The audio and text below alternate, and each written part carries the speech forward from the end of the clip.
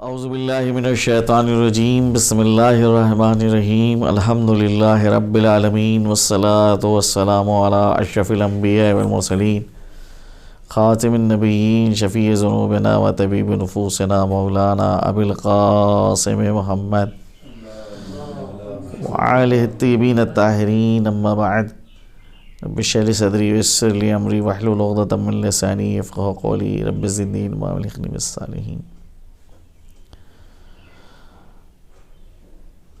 درس اخلاق، جس میں جو ہمارے حوزات ہیں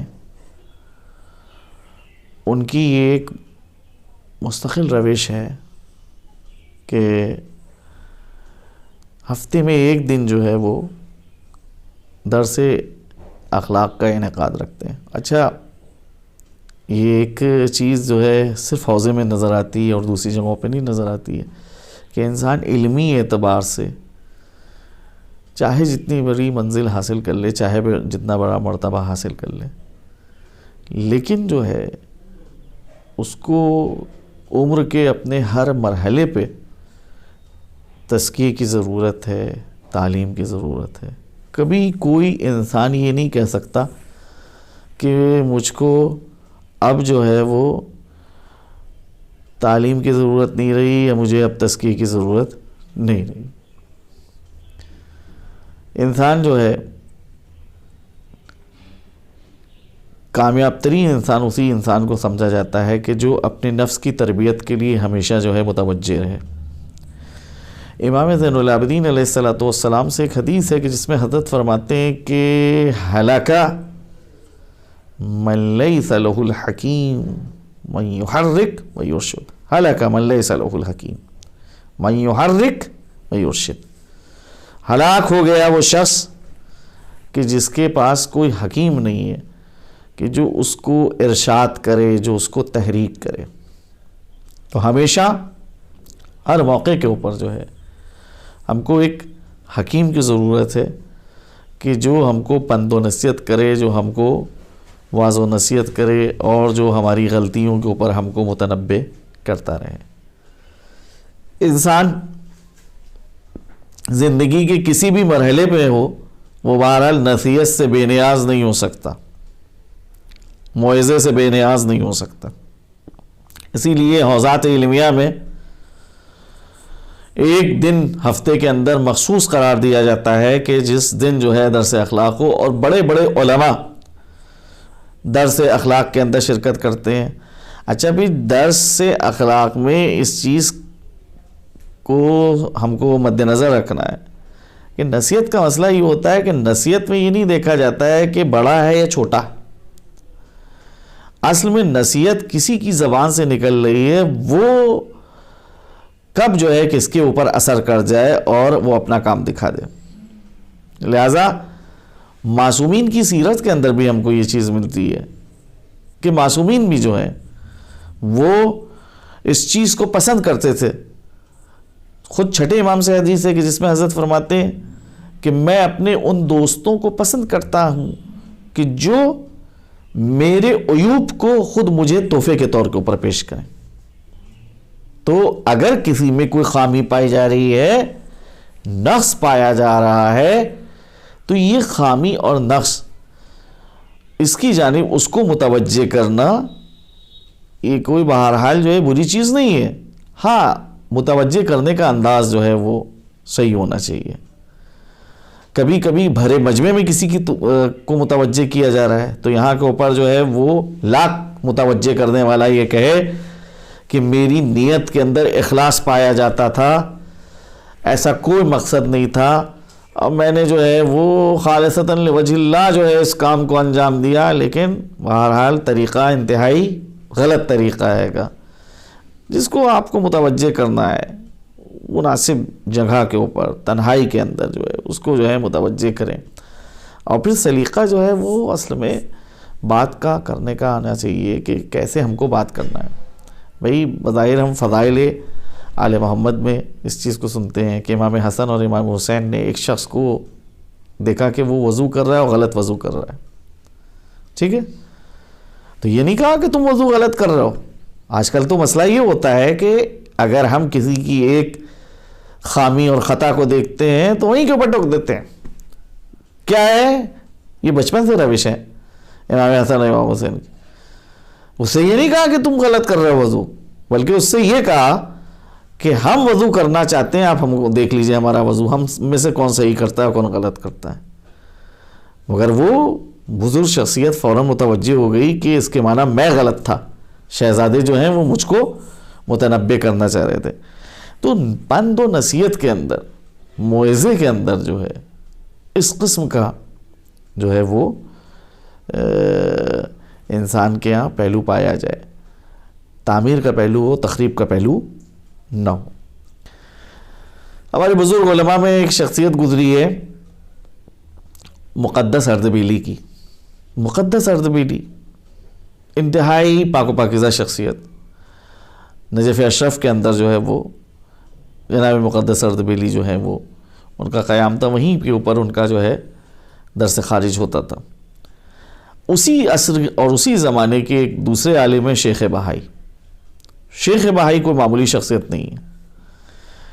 مختلف علوم اور فنون جو ہیں جناب شیخ بہائی کے اندر جمع ہو چکے تھے. ایران میں شیخ بہائی کو بہت عظمت حاصل تھی. یعنی اس زمانے میں جو صفوی حکومت تھی، صفوی حکومت کا بادشاہ جو تھا شاہ عباس جو ہے وہ شیخ بہائی کو بہت مانتا تھا. اچھا، شاہ عباس جو سلطنت صفوی کا ایک اہم حکمراں گزرا ہے، جس کے لیے کہا جاتا ہے کہ انتہائی درخشاں دور ہے وہ صفوی حکومت کا. بہت زیادہ ترقیاں ہوئیں تعمیر کے اعتبار سے اور دیگر اعتبار سے. بس شاہ عباسی کا دور ہے عروج کا بھی دور، اور شاہ عباسی کا دور ہے زوال کا بھی دور، کہ جب تک شاہ عباس تھا تب تک کہ جو ہے حکومت میں رونق تھی، اور پھر اس کے بعد جو ہے وہ صفوی حکومت کی رونق ختم ہو گئی تھی، ویسی نہیں تھی بھی رونق. اب اس زمانے میں آپ دیکھیں کہ شاہ عباس خود جناب شیخ بہائی کا معتقد، بہت عزت و عظمت کا قائل ان کی. شیخ بہائی علیہ الرحمہ چند ایرانی تاجروں کے ساتھ جو ہیں وہ ادبات عالیات کی زیارت کے لیے آتے ہیں. اور وہاں جب زیارت کے لیے آئے تو وہاں جناب شیخ یعنی مقدس اردبیلی سے ملاقات ہوئی. مقدس اردبیلی کا درس خارج چل رہا تھا. اب آپ انشاءاللہ آپ حضرات اگر جائیں گے تو وہاں دیکھیں گے کہ درس خارج آخری درس ہے، کہ جس درس کے اندر بیٹھنے والا جو ہے وہ بعد میں پھر اجتہاد کے درجے کے اوپر پہنچ جاتا ہے. وہ ایک ریسرچ کے کلاسز ہیں، تحقیق اور جستجو کا کلاس ہے. اب وہاں کے اوپر جو مجمع ہوتا ہے وہ 200 400 500 جس کا جتنا اچھا درس ہو اس اعتبار سے مجمع ہوتا ہے. شیخ بہائی بھی جا کر اس کلاس کے اندر بیٹھ گئے، ساتھ میں ظاہرین بھی ہیں. اور وہاں جناب مقدس اردبیلی جو ہیں وہ کلاس دے رہے ہیں. اتنے میں وہاں یہ ہوتا ہے کہ کلاس کے دوران استاد پہ اعتراض کیا جاتا ہے، اور اس طالب علم کو سب سے اچھا سمجھا جاتا ہے کہ جو اعتراض کرے، اور اعتراض اس کے بیجا نہ ہو، بجا اعتراض ہو. اب جناب شیخ بہائی نے شیخ جناب مقدس اردبیلی کے درس میں اعتراض کیا کہ آپ کی اس بات کے اوپر یہ اعتراض ہے. مقدس اردبیلی نے اس کو اعتراض کو سنا، اور سننے کے بعد جو ہے تھوڑی دیر سر جھکایا، کہا کہ نہیں مجھے اس کا جواب نہیں پتا، خاموش ہو گئے.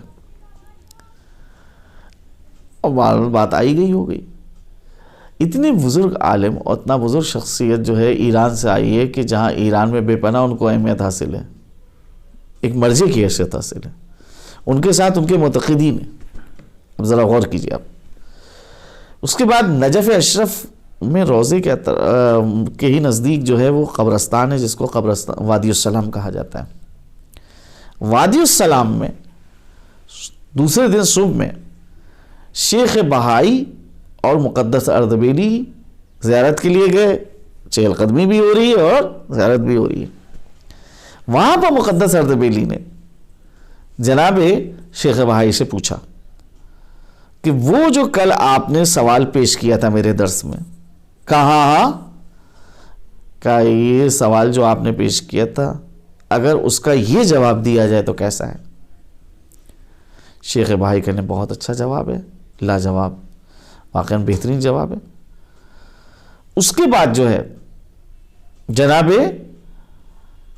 شیخ بہائی نے جب اعتراف کر لیا کہ بہت اچھا جواب ہے، اس سے بہتر کوئی جواب نہیں ہو سکتا، تو مقدس اردبیلی نے کہا کہ لیکن اس جواب کے اوپر یہ اعتراض وارد ہو رہا ہے، لہذا یہ جواب ناقص جواب ہے۔ شیخ بھائی نے کہا کہ ہاں یہ جو آپ اعتراض وارد کر رہے ہیں یہ واقعاً اعتراض تو وارد ہو رہا ہے، کہ اس اعتراض کا اگر یہ جواب دیا جائے کیسا ہے؟ تو اس اعتراض کے اوپر ایک جواب انہوں نے دیا، کہا واہ سبحان اللہ، یہ جواب جو ہے واقعاً لاجواب جواب ہے۔ کہا بہتر ہے جواب؟ کہا کہا لیکن اس جواب کے اوپر یہ اعتراض وارد ہو رہا ہے۔ 3-4 مرتبہ جو ہے مقدس اردبیلی نے ایسے ہی اعتراضات قائم کیے، پھر ان کے اوپر جواب دیا، اور پھر جواب کا اعتراف شیخ بہائی نے کیا۔ آخر کار شیخ بہائی حیرت میں پڑ جاتے، کہتے کل آپ سے جب میں نے سوال کیا تھا اس وقت کیوں نہیں آپ نے جواب دیا؟ کہ کل جو میں نے جواب نہیں دیا اس کی وجہ کیا تھی؟ سبب اس کا کیا تھا کہ آپ ایرانی زوار کے ہمراہ آئے تھے اور ان کے درمیان آپ کی حیثیت ایک قائد، ایک لیڈر، ایک مرجع کی حیثیت ہے۔ اگر میں کل آپ کو ایسا جواب دے دیتا تو اس سے آپ کی شخصیت میں کمی واقع ہو جاتی۔ وہ لوگ یہ کہتے کہ ہمارا یہ مجتہد اور ہمارا مرجع جو ہے وہ اس لیول کا نہیں ہے جس لیول کا نجف میں بیٹھنے والا ہے، تو لہذا میں نے یہ جواب دینا مناسب نہیں سمجھا کہ آپ کی شخصیت جو ہے وہ کم ہو۔ تو دیکھیے جب انسان اتنی چھوٹی چھوٹی باتوں کی رعایت کرتا ہے تب وہ اس لائق ہوتا ہے کہ صاحب العصر والزمان کی بارگاہ میں بغیر کسی وسیلے کے پہنچ جاتا ہے اور اس شرف یاب ہو جاتا ہے، زیارت کر لیتا ہے۔ بہرحال یہ سن 2020 تو انتہائی عجیب و غریب سال گزرا کہ جس کے اندر ہم وقت سے پوری طرح سے استفادہ نہ کر سکے، پوری دنیا کے اندر ایک اضطرابی کیفیت طاری تھی۔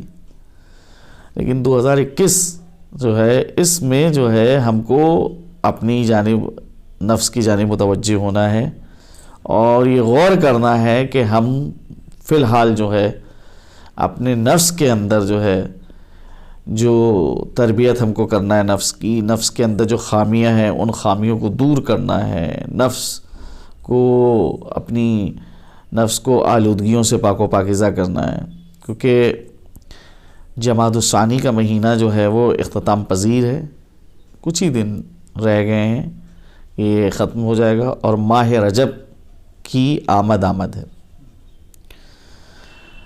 ماہ رجب وہ مہینہ ہے کہ جس کو شہر الحرام کہا جاتا ہے۔ وہ 4 مہینے کہ جن کو شہر الحرام کہا جاتا ہے ان میں سے ایک مہینہ جو ہے وہ کیا ہے؟ رجب کا مہینہ ہے، اور بقیہ 3 مہینے جو ہیں وہ الگ ہیں، ذی قعدہ، ذی الحجہ اور محرم، وہ 3 مہینے ہیں۔ تو رجب کا مہینہ کہ جس کو شہر حرام کہا جاتا ہے، یہ 4 مہینے وہ 4 مہینے تھے کہ جو مشرکین عرب کے درمیان بھی ان مہینوں کا احترام ہوتا تھا، یعنی عرب کے مشرک ان مہینوں میں کسی سے جنگ و جدال نہیں کرتے تھے، کسی پہ ظلم و زیادتی نہیں کرتے تھے، اور کوشش کرتے تھے کہ اچھے کام انجام دیں۔ اسلام جب آیا تو اسلام نے بھی ان 4 مہینوں کی حرمت کو برقرار رکھا،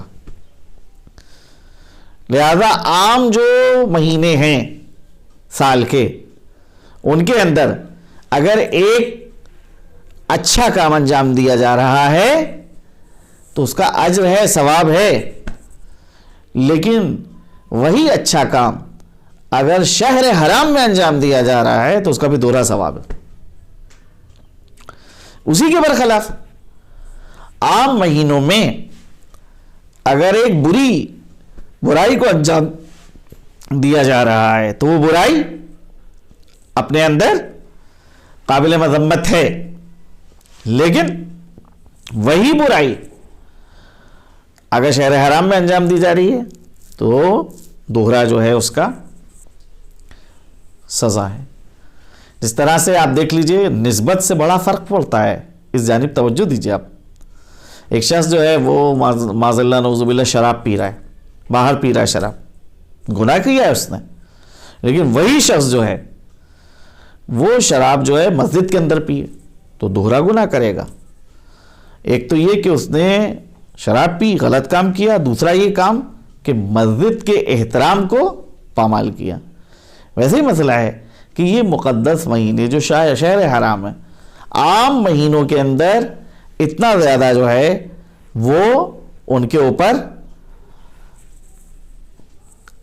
مواخذہ نہیں ہوگا کہ بھئی ان کی ایک سزا معین ہے، لیکن اگر شہر حرام کے اندر جو ہے وہ کوئی غلط کام انجام پا رہا ہے تو اس کا مواخذہ ہوگا۔ تو اب جب شہر رجب کے جو شہر حرام ہے اس کی آمد ہے،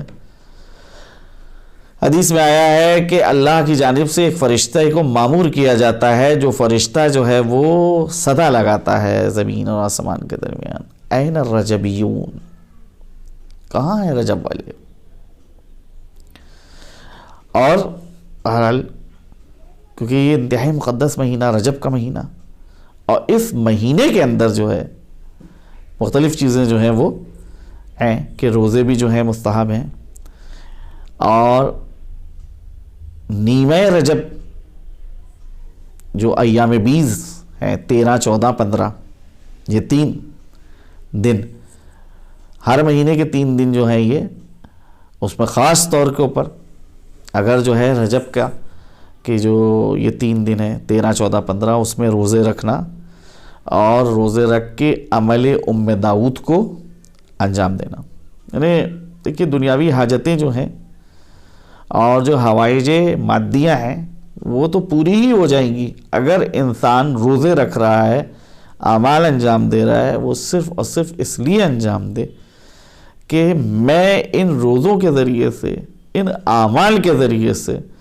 اللہ سبحانہ و تعالیٰ سے تقرب حاصل کرنا چاہتا ہوں، قربت حاصل کرنا چاہتا ہوں۔ تو جب اللہ سے تقرب حاصل ہو جائے گا بقیہ ساری چیزیں جو ہیں وہ خود بخود انجام پا جائیں گی۔ تو اب اس مہینے کے اندر مثال کے طور کے اوپر روزے رکھنا، خاص طور کے اوپر وہ جو مناجاتیں اور دعائیں وارد ہوئی ہیں اس مہینے کی، ان مناجاتوں کو اور دعاؤں کو پڑھنا، کہ پہلی رجب سے جو دعا وارد ہوئی ہے، یا من ارجوہ لکل خیر وآمن سخطہ عند کل شر، یا من یؤتی الکثیر بالقلیل، یا من یؤتی من سالہ، یا من یؤتی من لم یسلو۔ یعنی کیا ہے دعا کے فقرے کہ پروردگارا، یعنی اے وہ ذات کہ جو عطا کرتی ہے کہ جو اس سے کوئی سوال کرتا ہے، اور اس کو بھی عطا کرتی ہے کہ جو اس سے کوئی سوال نہیں کر رہا ہے اس کو بھی عطا کرتی ہے۔ اب اس کے بعد اتنی مدح و ستائش کے بعد بندہ جو ہے خدا کی بارگاہ میں جو دعا کر رہا ہے، کیا دعا کرتا ہے؟ آتنی بمسئلتی ایاک جمیع خیر الدنیا و جمیع خیر الاخرہ، پروردگارا جو میں تجھ سے سوال کر رہا ہوں تو مجھے عطا کر، تمام دنیا کی جو خیر ہے وہ سب عطا کر دے، اور جو تمام آخرت کے خیر ہیں وہ سب کے سب عطا کر دے۔ وَاصْرِفْ عَنِّي بِمَسْأَلَتِي إِيَّاكَ، پروردگارا مجھ سے دور رکھ، میں سوال کرتا ہوں کہ مجھ سے دور رکھ ان چیزوں کو، جمیع شر الدنیا و شر الاخرہ، دنیا کی جتنی برائیاں ہیں وہ سب کی سب مجھ سے دور رکھ، اور آخرت کی جتنی برائیاں ہیں وہ سب کی سب مجھ سے دور رکھ۔ آخری دعا کے اندر کیا کہا جاتا ہے؟ حکم یہ ہے کہ داڑھی کو اپنی پکڑیں اور دائنے ہاتھ کی انگلی کو جو ہے گردش دیں، اور اس وقت جو ہے یہ فقرے اپنی زبان کے اوپر جاری کریں، یا ذا الجلال والاکرام، یا ذا النعماء والجود، یا ذا المن والطول، حرم شیبتی علی النار.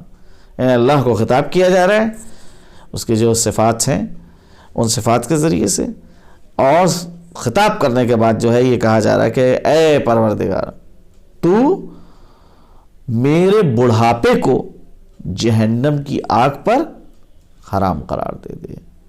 تو بہرحال یہ دعا کا موسم ہے، اور جب دعا کا ایک خاص زمانہ آ رہا ہے تو اس زمانے میں اگر انسان دعا کرتا ہے تو انسان کی توفیقات میں بھی اضافہ ہوتا ہے. اور دعا کے لیے تو یہ ہے کہ اللہ نے ضمانت لی ہے کہ ادعونی استجب لکم، تو مجھے پکارو، میں جو ہوں تمہیں جواب دوں گا.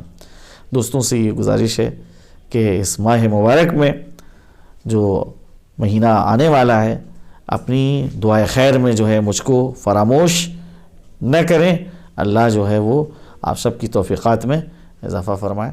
وآخر دعوانا والحمدللہ رب العالمین.